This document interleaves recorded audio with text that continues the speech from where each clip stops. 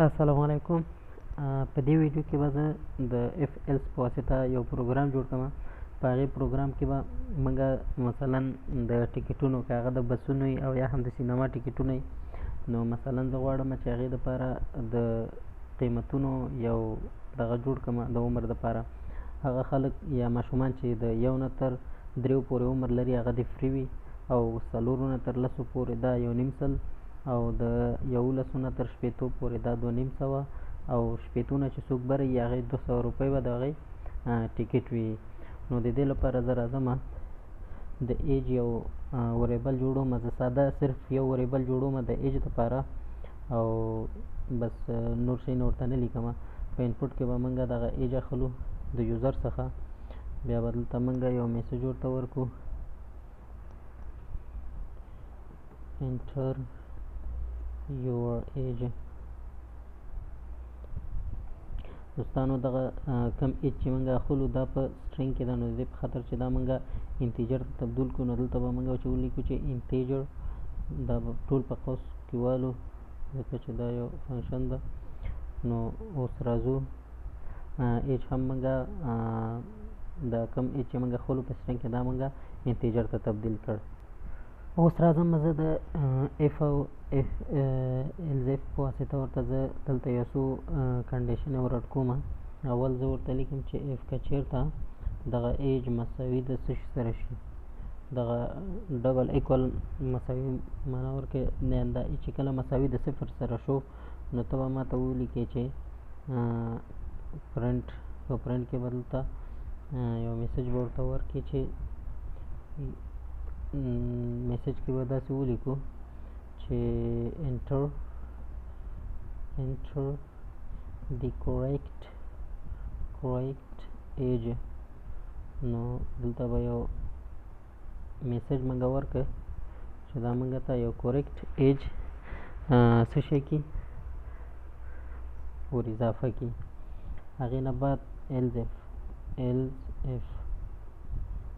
الزف دلته به راشئ او ورته به ولیکئ که چېرته دغه ایج دا چې دا مثلا لوی د 0 څخه او کوچنی او مساوي د 3 سره وي، نو دغلته به راشئ، دلته به ولیکئ چې 0 او که چېرته دا ایج لوی د 0 او مساوي د 3 سره وي، نو بیا موږ ته چې پرنټ کا یو میسج ورته ورکوم your ticket is free. مثلا دا میسج ما ورکړ. بیا راځم الزف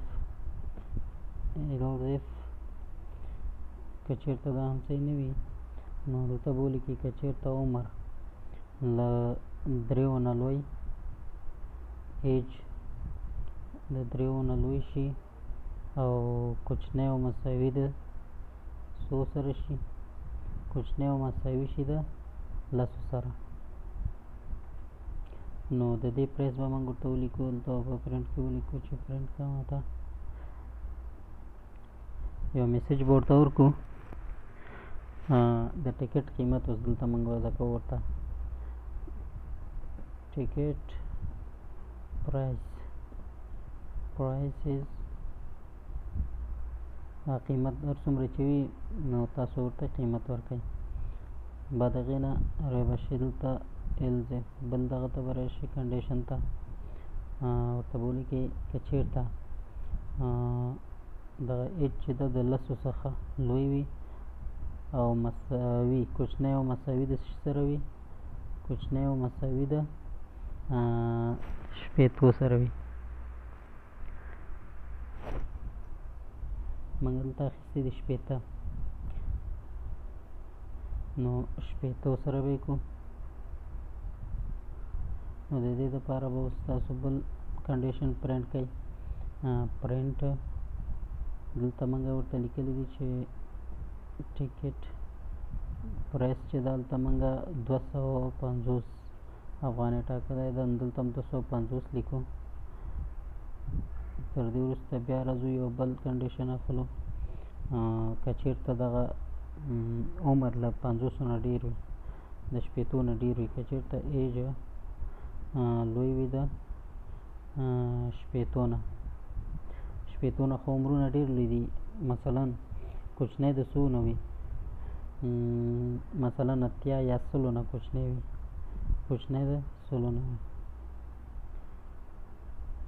نو دلته دوه کنډیشنه موږ باید اضافه کړو، ځکه چې عمر چې د 100 نه ډېرېدی نه شي، دا ډېر زیات کم کسان چې عمر یې د 100 نه ډېرېږي، نو هغې دپاره به موږ بل کنډیشن اخلو. پرنټ که ماته مثلا زه ورته ولیکم چې ټیکټ پرایس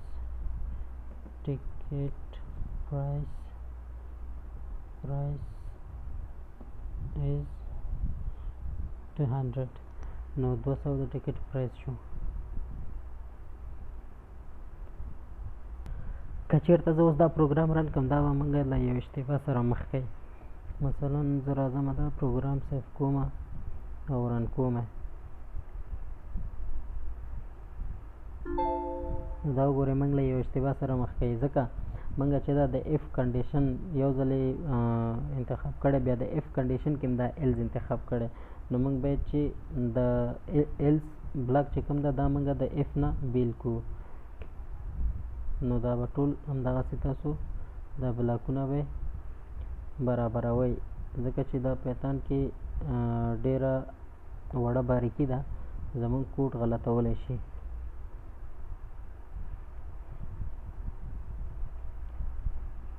نو اوس راځم زه دا پروګرام رن کوم، مثلا دلته زه F15 وهمه شارټکټ، دلته زه ورته عمر ورکوم یو،